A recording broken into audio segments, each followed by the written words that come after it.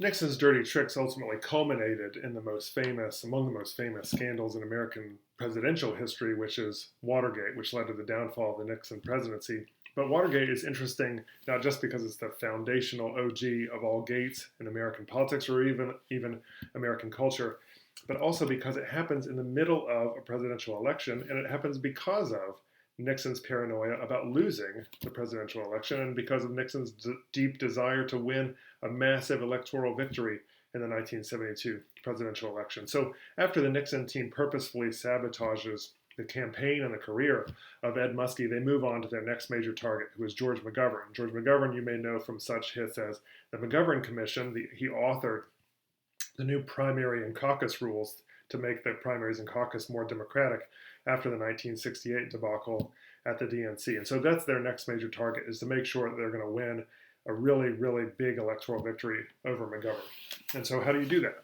right? If it looks like it's in May of 1972, it becomes really clear that all the other Democratic also-rans are going to lose, ultimately to George McGovern. So the Nixon team is starting to dig in and try to figure out how to win. How do they do that? Well, to them, the easiest way to get their plans, to anticipate what kind of victories the McGovern team thinks they can win, to figure out how much money they're raising, to figure out what voters they're trying to curry favor with, is just to break into their headquarters and steal their master plans. And so on May 28, 1972, that's exactly what 5 members of CREEP do.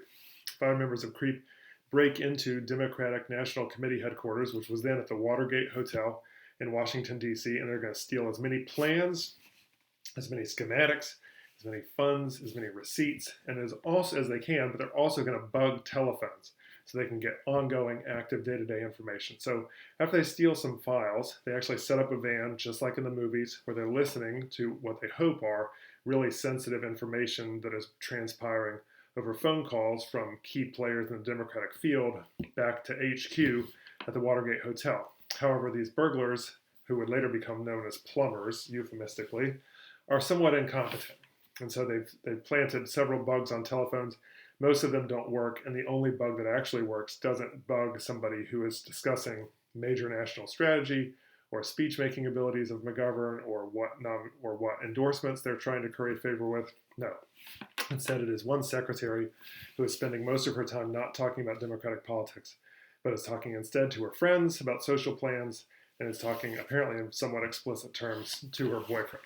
So they re-break in to solve the problems created by the first break-in. They re-break in 2 weeks later, the middle of June 1972, to re-bug these phones, this time for real. And they get arrested. The reason they get arrested is fascinating, if only because it's so incompetent. So the doors, when you shut them at Democratic National Committee headquarters, the doors auto-lock. Their way around this was the burglars were going to strap tape to the door frame so that when you shut the door, it would look like it was shut. If a security guard was walking by, it would look like it was shut and locked. But really, I'm sorry to get so technical, the latch that goes from the door into the door frame, into the strike plate in the door frame, is prevented from doing so by a strip of Scotch tape. A competent person who was doing this would make sure that that tape ran vertically across the length of the door so that you couldn't see tape wrapping around a door from the outside. But instead, these folks put the tape horizontally around the frame of the door so that if you were walking down the hallway, you would see that there was tape on this door, or if you were inside of a room, you would see that there was tape on this door, which is exactly what happened. In the middle of the night, they had taped the door open. A security guard walks by, gets suspicious, opens the door, sees somebody, calls the cops. 5 people are arrested. Within 2 days, the Washington Post is breaking what would later be known as the Woodward and Bernstein sources and stories, which would later lead to the downfall of the presidency. But the first reports are sort of obtuse, very tenuous connections, because one of the 5 burglars, the Washington Post finds out that CREEP money had previously transpired. There was some sort of transaction between one of the burglars and this one. So there's a tenuous connection to CREEP. There's a tenuous connection between CREEP, the Committee to Re-elect the President, and the White House. Nixon, of course, disavows all this, and it's on page A16 or A18 of the Washington Post. So even the Washington and New York press corps is not giving the story that much weight yet.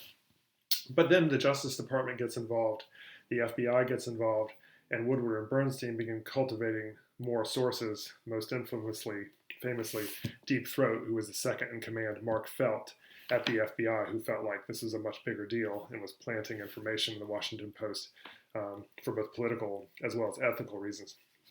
By August and September, larger stories are beginning to break. John Mitchell, who was very high up in the Nixon administration, it was revealed in the Washington Post that he controlled a secret slush fund, and from that slush fund, he was paying members of CREEP as well as other dirty tricks operations. There are other stories that are beginning to break on pages A1 and A2 of the Washington Post, especially, but also the New York Times and other major national papers. But the election by this point is so lopsided that these accumulating stories that are somewhat tenuous about money here and money there, and people who are not in the public consciousness, where there's no smoking gun, there's no direct link to Nixon just quite yet.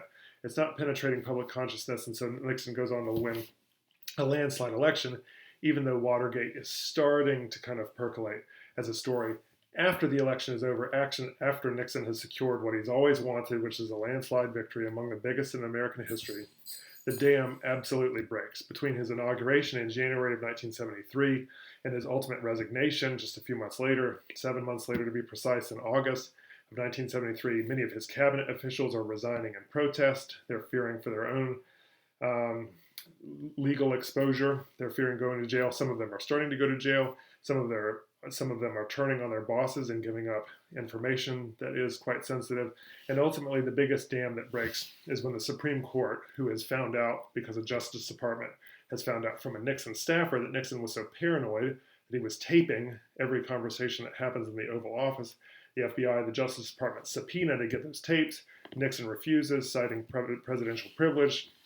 The Supreme Court, very quickly in Nixon versus the United States, rules that what transpires in the Oval Office is public property, not the product of private interest for Nixon, or not presidential prerogatives to keep secret for national security purposes.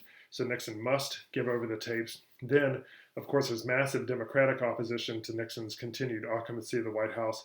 Impeachment is inevitable. The only question is whether they can pass the ultimate threshold needed for votes in the Senate to convict him based on the impeachment. And Barry Goldwater, famous from the 1964 loss, and a Republican Party member and a stalwart, him and a group of Republican senators marched to the White House in August of 1972 and say that if the articles of impeachment pass the House of Representatives and they get to the Senate, that they will vote to convict and get rid of Richard Nixon, and he resigns before he can face that prospect, led by Barry Goldwater.